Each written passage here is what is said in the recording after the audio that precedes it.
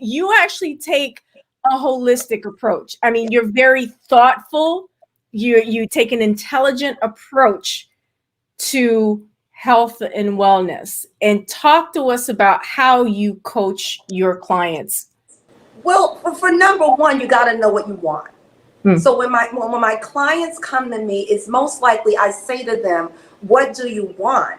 And most of them just want to lose weight, because that's basically what it is. But it's an outer thing. And that's why we're always in that stop and start place, because it's an outer thing. You know, because once you change the outer, you ain't going to do nothing else for the inner. So you never get to stay. So it's always that stop and start place. So one of the things I realized after coaching thousands of women is that you can't keep your body tight if your mind isn't right. Woo! Say that louder for the people in the back, please. You cannot keep your body tight if your mind isn't right. And it's okay to have that vanity, that vainness about us, because we are women. Listen, I gotta be cute, no ands, ifs, or buts. But most of us are working from the wrong angle. See, because the thing about it is, when you become well, and as a matter of fact, when you become sexy, fit, and well, it's just systematic, automatic. It's nothing that you have to work at. So I was like, so I have to change your thought process. So that's why I became the NLP and an emotional mastery coach, because I had to change your linguistics. Number one, it had to be from a neural place, because we have to change what we're thinking, because our subconscious and what we were taught, our limiting beliefs, stay with us for so long, and we have to let all of that stuff go. Often, and I personally experienced this myself, like microaggressions. That they build up, and you know, you may brush it off, but it actually takes a toll on you physically, doesn't it? Oh, absolutely. Absolutely. And it could lead to psychological distress, which is, we can talk about that another time. My dissertation was about that, about like psychological distress and, you know, what women of color face in the workplace.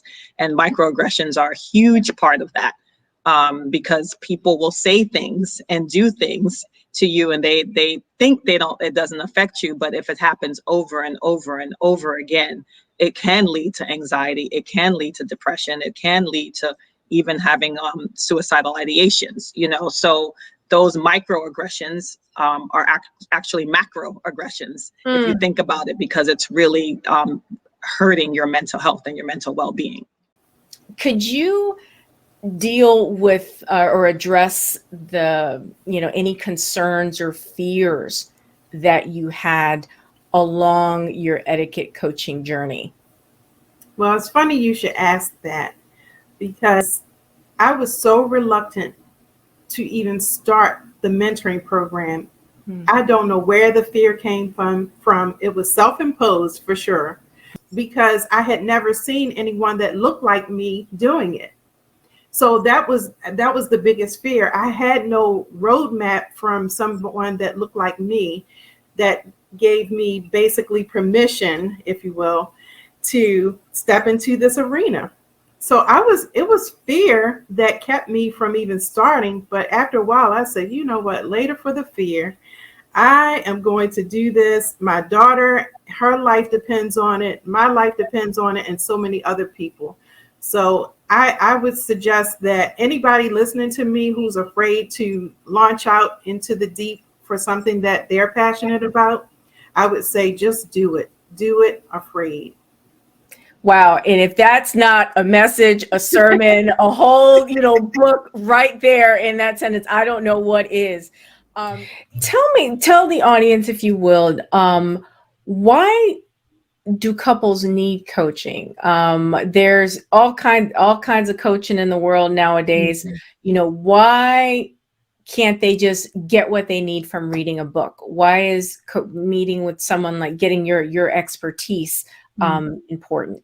That's a great question. Well, for one, I think when you read the book and you get the concepts, and that's it. You close the book and that's it. And then maybe you refer back to it every now and then. Some points may stick out to you, but I think it's more relatable when you're face to face, even if it's virtually, with a coach. And then I think you get more in-depth information when you have a coach. Wouldn't you say? I agree with that. And again, I'll be honest, you can, as a couple, read a book Absolutely.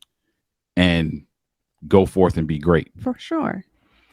The issue is that many of us are not disciplined enough or have not grasped the concept of being accountable to each other to do that properly. So I think where coaching comes in and where it's important is that it kind of puts you in a place where you have to be accountable to somebody. Mm-hmm. And I tell couples all the time, I don't want you to waste your time. So you have to determine now how much effort, consistent effort you're going to put in, because that's all commitment is consistent effort. The statement that you don't know what people are going through. So, be mindful of how you treat others, because you were still showing up, but you were grieving. Mm-hmm. So that is a lesson to all of us. It's like, be mindful. You may be going through stuff, but you don't know what the next woman, the woman next to you is going through, and she may show up with her lipstick and everything. That's an inside joke, with her lipstick and looking all fly. But inside she may be going through stuff. So, right. And that's why, again, I commend you for doing this, because as women, I won't mention everybody that, texted me or, called me or said, hey, Beverly, you got to get up. But it was a circle of women, that mainly did it. There were some guys too in there, definitely. Mm-hmm. And it's important to have those relationships and who we call our girl tribe, because you're going to need it along this journey of life, not just business, not just entrepreneurship, but this journey of life. You need to have your tribe